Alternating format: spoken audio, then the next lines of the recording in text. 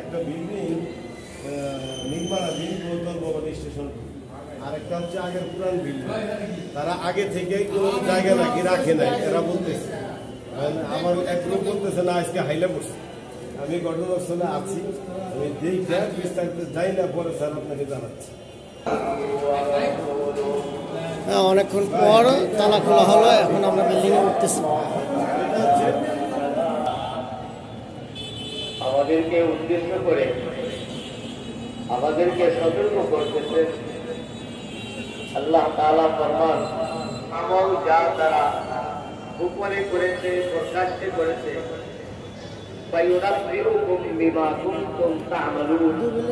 আল্লাহ তাআলা এক এক করে তাদের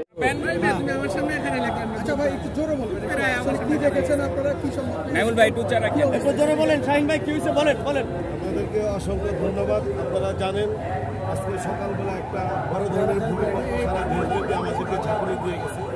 তারই অংশ হিসেবে আমরা মেসেজ পেয়েছি যে টঙ্গী স্টেশন রোড একটা ভবন হেলে আরেকটা ভবনের উপরে পড়ে আছে। আমরা প্রথমে সঠিক কোনো তথ্য না পেয়ে আমরা সরাসরি সশরীরে এই বিভিন্ন ভিডিও ফুটেজ থেকে ঘটনাস্থলে উপস্থিত হয়ে আমরা একটা নির্মাণাধীন ভবন 8 তলা এবং আরেকটা 6 তলা ভবন, আপন চাচাতো ভাই দুইজন মালিক, এই ভবনটাকে আমরা যেটা দাবি করতেছি যে হেলে পড়েছে, টোটাল ভবনটা আমরা এই মুহূর্তে রেকি করেছি। রেকি করার পর দুই মালিকের সাথে কথা বলেছি। আসলে ভবনটা তারা এমনভাবে তৈরি করেছে যে মনে হয় হেলে পড়েছে, কিন্তু আপাতত দৃষ্টিতে আমার কাছে এরকম মনে হচ্ছে না।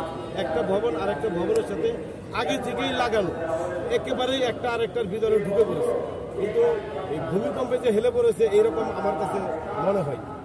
একটা বিল্ডিং আর একটা বিল্ডিং এইভাবে লাগানো থাকলে আপনারা কোনো ধরনের ব্যবস্থা নেবেন কিনা? কারণ বিল্ডিং কোডও তো অমান্য করা। আসলে বাংলাদেশ ন্যাশনাল বিল্ডিং কোড অনুযায়ী যেভাবে ভবন নির্মাণ করার কথা জায়গা রেখে এই ভবন দুইটাকে অনুমোদন দিয়েছে প্রত্যাশী সংস্থা, সিটি কর্পোরেশন কিংবা রাজু কিংবা গাজীপুর উন্নয়ন কর্তৃপক্ষ।